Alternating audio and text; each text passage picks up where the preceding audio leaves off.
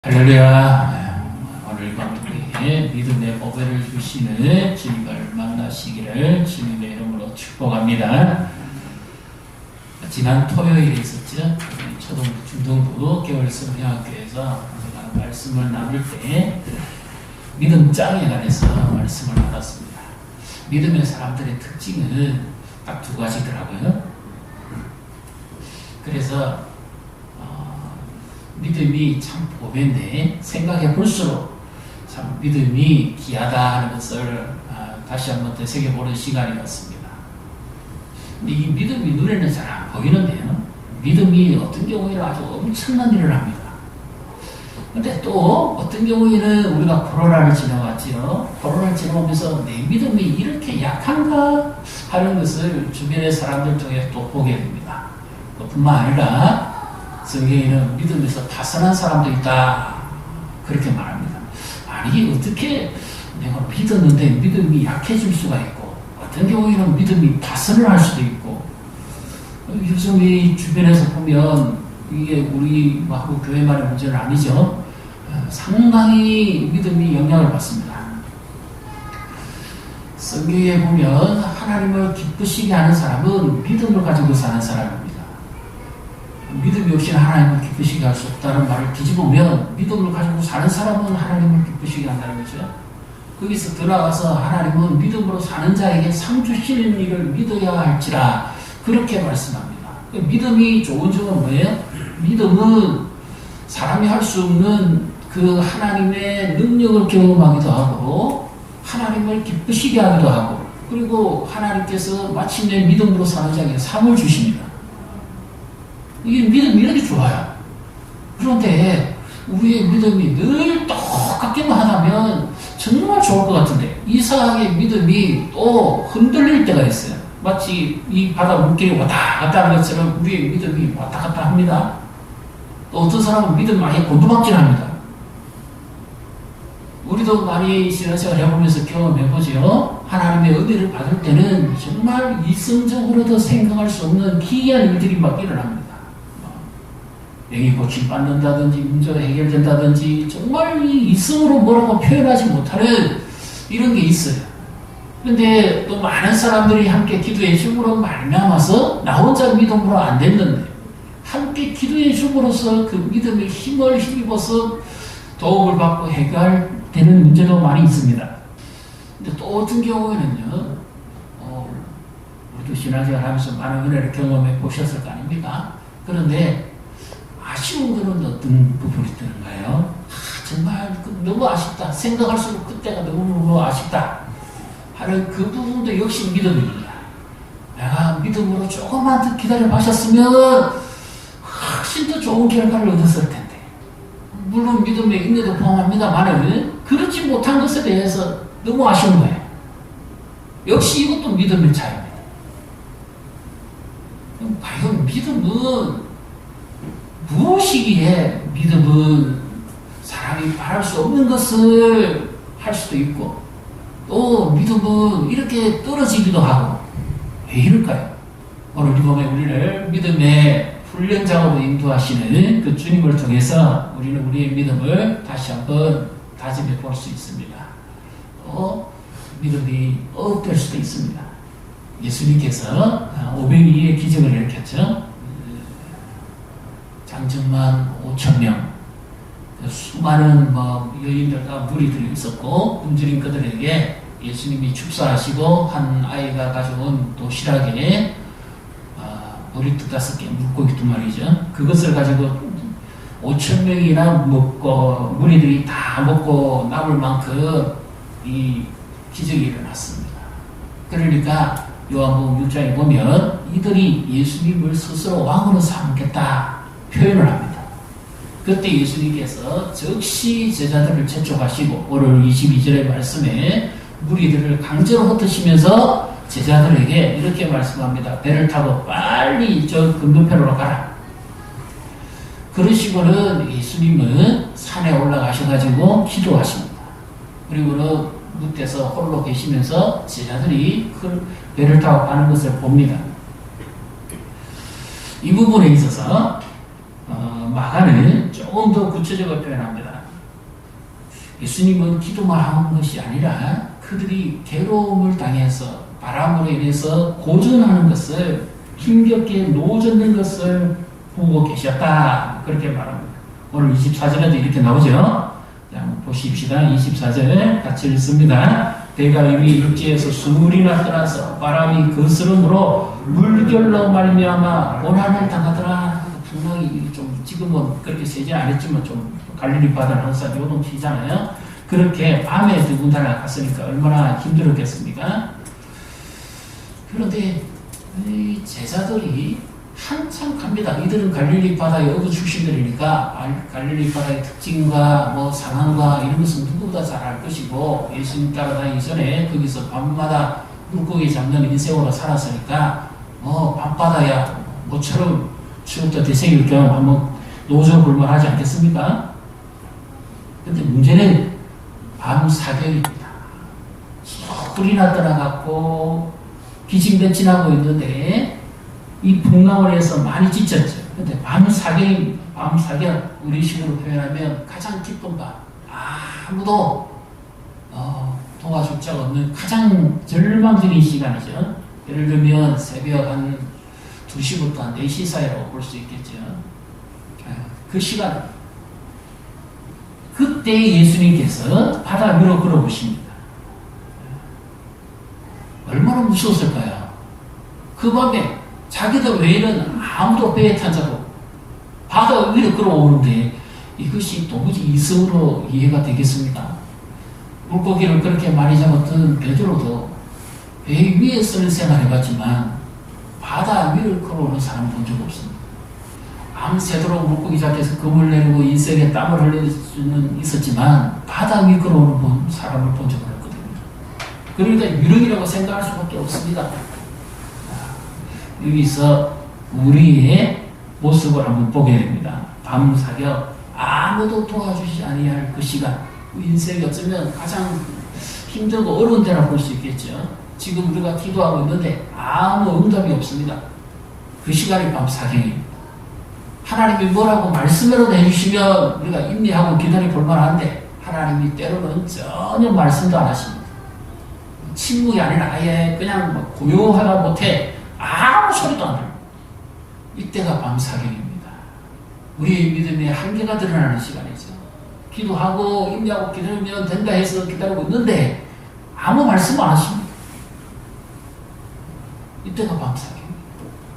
가정을 위해서 기도하고 있습니다. 자녀를 위해서 기도하고 있습니다. 아무 말씀이 없습니다. 사업체를 위해서 기도하고 있습니다. 아무 말씀이 없습니다. 들은 신유회라도 해주셔야 되는데 아무 말씀이 없습니다. 이때가 밤 사경입니다. 인내심은 바닥납니다. 이성적으로 생각해보면 도무지 답이 없습니다. 이때 우리가 가져야 될 믿음입니다. 제자들이 가지지 못했던 믿음인데 이때 우리가 가져야 될 믿음입니다. 욥기 9장에 보면 하나님이 강풍을 발로 밟으시고 오신다는 말씀이 있습니다. 사실 이 바다는 죽음의 세력을 말하는 겁니다. 성경적으로 보면 완전히 죽음의 한복판에 놓여져 있습니다. 이 바다의 기운을 꺾을 자는 창조주가 아니면 아무도 할 수가 없죠. 그래서 예수님이 바다 위로 걸어오신 것은 바로 그가 누구신가 하는 것을 보여주시기 위함입니다. 하나님이 신이 우리 가운데 오시는데 하나님의 아들이 이렇게 이 어려운 때를 찾아오신다는 거죠. 그래서 우리도 믿음이 어느 정도는 있어요. 믿음이 없지 않습니다. 믿음이 있으니까 우리도 예배생활하고 믿음이 있으니까 기도도 하고 믿음이 있으니까 봉사도 하고 믿음이 있으니까 말씀도 보지요. 믿음이 있으니까 주님을 찾습니다. 찬양합니다. 그런데 여기 밤 사경은 정말 우리의 믿음의 한계가 드러날 때입니다. 그때 붙잡아야 될 믿음이 어떤 믿음이냐는 거죠. 이승으로 이해가 안 돼도 하나님은 돕고 계시다는 겁니다. 시편 121편에 보면 여호와는 졸지도 주무시지도 아니하시니 밤 사경에 앉을 사람 어디 있습니까? 아무도 나를 도와줄 자가 없습니다. 그런데 그 시간에 하나님은 깨어 계시다는 거죠. 믿습니까? 졸지도 주무시지도 아니하십니다. 그가 내 우편에 계십니다. 보이지는 않지만. 그래서 우리의 출입을 지키십니다. 내 이승의 눈으로, 이승의 생각으로 이해가 안 돼도 하나님은 결코 우리를 외면하시는 분은 아니고 우리가 생각하지 못한 방법으로 하나님 도우십니다. 예수님이 오신 목적이 바로 그거잖아요. 예수님이 바다 위를 걸어오신 것은 도무지 있을 수 없는 이성으로 이해가 안 되는 겁니다. 하나님이 도우실 때는 이성을 물론 무시하지는 않지만 우리의 믿음은 이성에 머물러서는 안 됩니다. 하나님께서 원하시는 것은 정말 때로는 이성을 초월해서 하나님이 우리를 돕으시다는 것을 우리가 믿어야 됩니다. 우리의 생각 안에서만 믿음이 이루어지지는 절대 않습니다. 그 예수님이 이 밤에 오시는데 이렇게 올 줄은 아무도 기대를 못했어요. 사실은 요한복음 6장에 보면요 이런 표현이 나옵니다. 예수님이 이 밤을 지나가고 난 다음에 무리들이 아침에 그 바다에 보니까 배 한 척밖에 없어요. 그런데 분명히 예수님은 제자들과 함께 그 길을 가시지 않았거든요. 그걸 알았어요. 그래서 이 무리들이 와서 예수님께 묻습니다. 라비여, 언제 여기 오셨습니까? 우리가 어제 볼 때는 분명히 제자들만 배 타고 갔는데 예수님 언제 오셨습니까?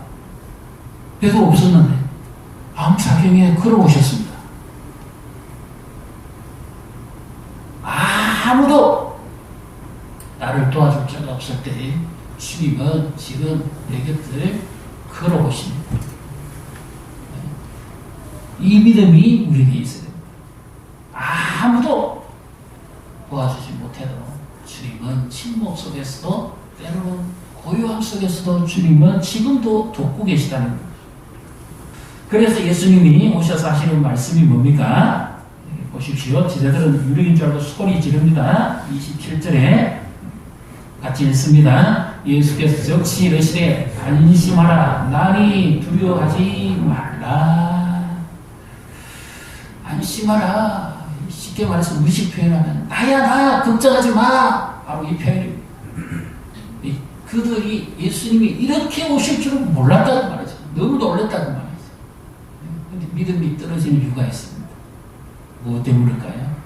성경에서 제일 많이 하나님이 명령하시는 명령이 하나입니다.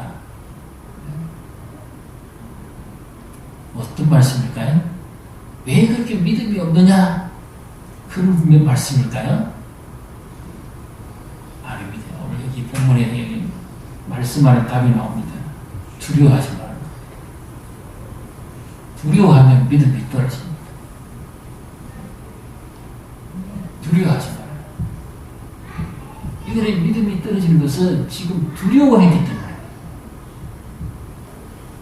우리 속에는 두려움이 어떤 두려움이 있습니까? 그래서 예수님은 두려움과 공포와 이 무서움에 빠져있는 제자들에게 아무도 가르쳐 주지 않는 하나님의 임재에 대한 경험을 더 깊이 체험하게 하기 위해서 죽음의 바다기를 선택하십니다. 그래서 하나님의 능력과 하나님의 임재를 경험하도록 하시기 위함인데 여기에 예수님의 의도가 있습니다. 22절을 같이 읽습니다. 예수께서 역시 제자들을 재촉하사 자기가 무리를 보내는 동안에 배를 타고 앞서 건너편으로 가게 하시고 여기에 재촉하사 이 표현이 훈련용입니다. 누군가를 훈련시키기 위해서 할 때 쓰는 단어입니다.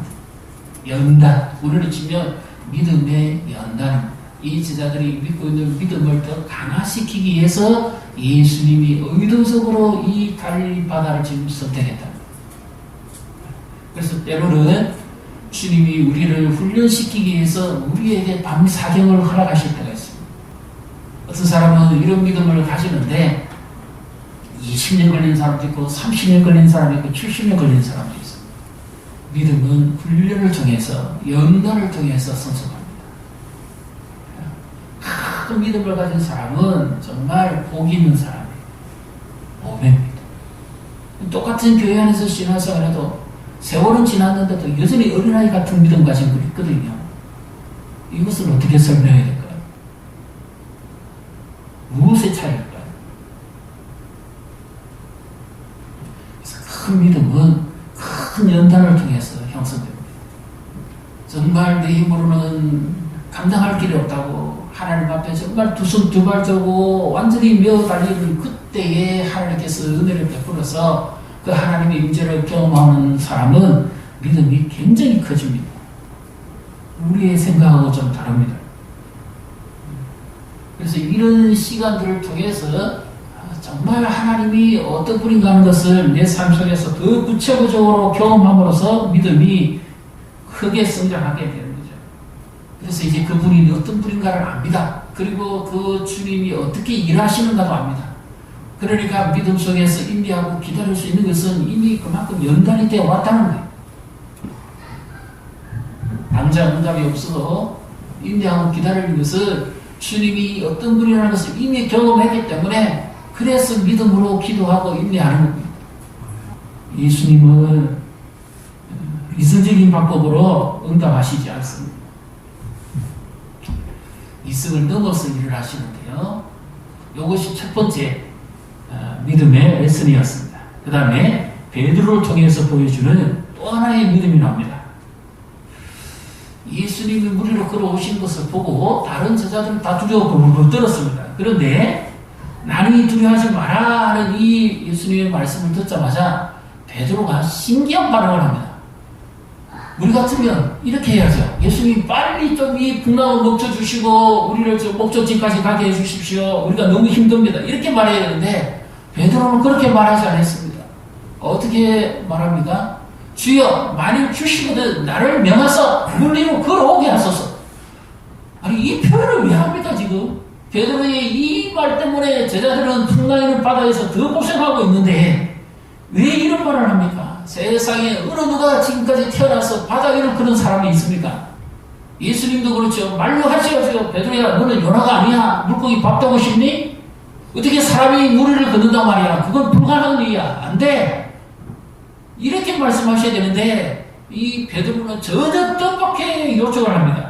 예수님 오라고 베드로에게 명령을 하시죠. 그래서 잘 보십시오. 베드로가 어떻게 하는지 여기에 믿음이 담겨 있습니다. 29절 30절을 같이 읽습니다. 오라 하시니 베드로가 배에서 내려 물 위로 걸어서 예수께로 가되 바람을 보고 무서워 빠져가는지라 소리 질러 이르되 주여 나를 구원하소서 하니. 처음에 베드로가 예수님의 말씀을 듣고 예수님을 보고 예수님을 향해서 갔습니다.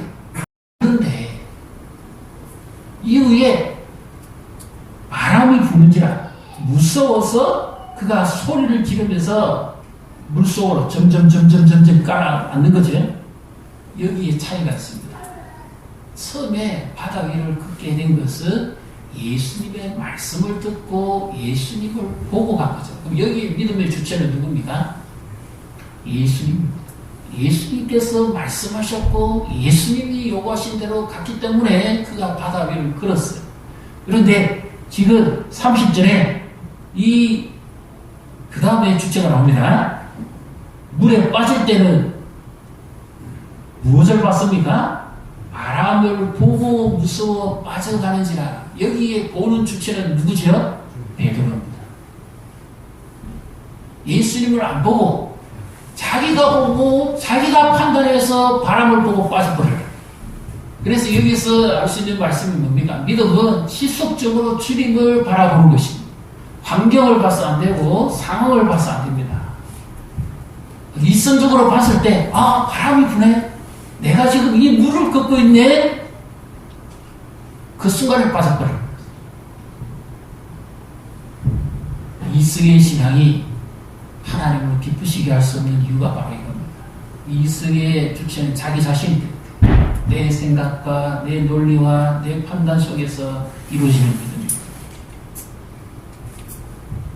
그 이성적으로 판단하는 사람은 늘 논리나 계산적으로 먼저 생각합니다. 이것이 과연 현실이 맞느냐? 그에게서는 하나님이 기뻐하시는 신앙이 안 됩니다. 하나님의 말씀이 뭔가, 하나님이 요구하시는 것이 뭔가, 여기에 초점을 맞추지 않고 늘 이성적인 믿음을 가지는 겁니다. 그러니까 상황을 먼저 보는 거죠. 이걸 실험을 좀 될까 안 될까? 확률을 따라 가능성이 있나? 저희는 안 돼. 지금 돈 모자라. 그게 주체가 누굽니까? 하나님이 말씀하시는 건지 자기가 하는지. 물리를 걸으라면 단순하게 믿으라라고 하는 책을 쓴 사람이 있습니다. 이 베드로의 일이 있었어요. 우리가 한 가지 배울 게 있습니다. 물리를 걷기 위해서 우리가 제일 먼저 해야 될 게 뭘까요? 네. 물리를 걷기 위해서 제일 먼저 해야 될 일은 배 밖으로 나와야 됩니다. 보트 밖으로 나와야 돼요. 나머지 제자들은 전부 보트 안에서만 지금 걸고 있죠. 근데 베드로는 물 밖으로 나왔잖아요. 그래서 큰 일을 행하는 믿음은 단순한 믿음. 계산을 하고 이성적 논리라고 판단해서 이렇게 하는 사람은 큰 일을 못합니다. 물론 이성의 사고를 무시해서는 안 되지만, 그러나 오늘 베드로가 보여주는 가장 대표적인 믿음이 바로 거기 있어 나오고, 자기 생각 속에 믿음이라는 것이 있지만 그 믿음의 주체가 자기 판단, 자기 생각 속에서 나와요. 그러니까 주님께서 그를 즉시 끄집어내시면서 이렇게 말씀하죠. 자, 31절 같이 읽습니다. 예수께서 즉시 손을 내밀어 그를 붙잡으시며 이르시되 믿음이 작은 자여 왜 의심하였느냐 하시고, 내가 지금 무리를 걷는데 이거 어떡하지? 그것이 단순히 그것이 아니었다는 겁니다. 계속 지속적으로 한 마음으로 주를 봤으면 끝까지 걸어갈 수 있었을 텐데, 그가 바람을 보고 무서워서 의심했습니다. 그 순간에 믿음이 작아졌습니다. 이것을 주님이 지금 두 번째 믿음의 레슨장으로 사용하십니다. 처음에는 아무런 응답도 없고 아무리 기다려도 징조도 없고 완전히 우리는 내동댕이 쳐진 인생처럼 그렇게 절망적이고 답답한 우리 코로나를 지내봤죠. 그런 강풍을 지내봤지 않습니까? 아무리 기다려도 답이 없습니다. 솔직히 말해서. 또 어떤 분들은 개인적으로 그렇게 간절히 기도하는데도 하나님이 뭐라고 전혀 말씀하시지 않습니다. 그때에 아무 사기 보고 기다릴 수 있는 믿음이 있다면, 잘 가다가 갑자기 믿음이 줄어들어요. 끝까지 주를 바라보지 못합니다. 그래서 물에 빠집니다. 이 두 가지의 이 훈련을 통해서 주님이 그들의 믿음을 어업시킵니다. 예수님께서 비로소 배에 오르시니까 바람이 그칩니다. 그들이 어떻게 표현합니까? 33절을 같이 읽습니다. 배에 있는 사람들이 예수께 절하며 이르되 진실로 하나님의 아들이로소이다 하더라. 이 말은 그가 진정 구원자입니다 하는 뜻도 있지만, 그러나 그것보다는 그의 말씀과 그의 능력은 정말 하나님께로부터 온 것이다 하는 것을 고백합니다. 이것이 하나님이 하시는 일이라는 거죠. 오늘 우리의 믿음은 건강합니까? 오늘 우리의 믿음은 지속됩니까? 오늘 우리의 믿음은 하나님을 기쁘시게 하고 있습니까? 지속적으로 주만 의지하고 있습니까? 아무런 응답이 없어도, 아무런 징조가 없어도, 아무런 환경적 변화도 없고, 내 마음에 어떤 것도 없어도 주님을 지속적으로 바라보고 있습니까? 내 사업체에 풍랑이 일어도, 가정에 예기치 않은 빗바람이 불어도 지속적으로 주를 계속 바라보고 있습니까? 그러면 큰 믿음입니다. 그 다음에 주님의 말씀을 들었습니다. 약속을 받았어요. 그런데 주변의 상황이 하나님이 말씀하신 것 같지 않아요. 오히려 이상합니다. 그때도 의심하지 않고 주를 계속해서 바라보고 신뢰하고 있느냐. 그렇다면 아주 큰 믿음. 성경에 보면 항상 하나님은 믿음으로 행한 자에게 주시는 것이 있죠. 상이 있습니다. 우리는 어떤 사람이 되겠습니까? 믿음으로 하나님을 바라보고 하나님의 약속을 기다리며 상황이 어떻든지 형편이 어떻든지 하나님 앞에 늘 일정한 믿음을 가지고 나아가며 주를 바라볼 때 주께서 우리와 함께 하실 줄 믿으시기를 바랍니다. 그리고 또 그런 믿음을 통해서 하나님은 또 일을 하십니다. 다른 사람이 하지 못하는 일을 하나님은 우리를 통해서 일을 하십니다. 하나님이 기뻐하시는 믿음. 어떤 문제를 해결하는 일에 있어서 보면 정말 어떤 사람은 믿음으로서 극복하고 이겨냅니다. 그래서 큰 믿음의 간증거리가 많이 나와요. 근데 어떤 사람은 분명히 할 수 있을 것 같은데 그게 안 되더라고요. 이게 사람이 이성으로 되는 게 아니에요. 사람의 논리로 되는 게 아니더라고요. 근데 이게 무엇의 차이라고 봐야 되겠어요? 열면의 차이라고 봐야 되겠습니까? 무엇의 차이라고 봐야 될까요? 하나님을 바라보는 믿음의 질의 차이라고 밖에 볼 수가 없습니다. 그리고 또 이런 게 또 우리가 생각해 볼 수 있습니다. 나는 기다릴 만큼도 기다려봤고 정말 처절하게 외롭기도 해봤고 고독하기도 해봤는데 이 문제를 왜 하나님은 안 도와주시는가 정말 원망스러울 만큼 그런 분도 있을 겁니다. 여기에 딜레마가 있어요. 우리가 살아가는 이 세상이 우리가 생각하는 만큼 순탄하지는 않습니다. 무슨 사건 사고가 일어날 수도 있고 예기치 않은 일들이 우리에는 얼마든지 일어날 수 있습니다. 내가 믿음이 부족해서 그 일이 안 이루어졌다고만 생각하지 마십시오. 내가 기도가 부족해서 안 이루어졌다. 그거 장담하기 어렵습니다. 하나님께서 나도 모르지만 뭔가 특별한 계획을 가지고 계실 때는 내가 기도가 부족한 거 아니에요. 내가 믿음이 부족해서 그런 거 아닙니다. 그 기도했던 것은 믿음이 있었기 때문이죠. 근데 우리 인간사 다 알지 못하잖아요. 하나님이 뭔가 특별한 승리가 있고 뭔가 하나님의 계획이 있을 때는 이상하게 이게 내 공식대로 잘 안 돼요. 이것도 믿음의 영역입니다. 믿음을 누구 이성적으로만 생각해서는 안 됩니다. 하나님은 믿음을 가지고 사는 자를 기뻐하시고 아무런 응답이 없어도 인내하고 기다리는 자를 기뻐하시고 내가 그렇게 기도했음에도 불구하고 아무런 변화도 없고 아무런 그것이 없어도 하나님을 바라보고 인내하고 기다리는 자를 하나님은 기뻐하십니다.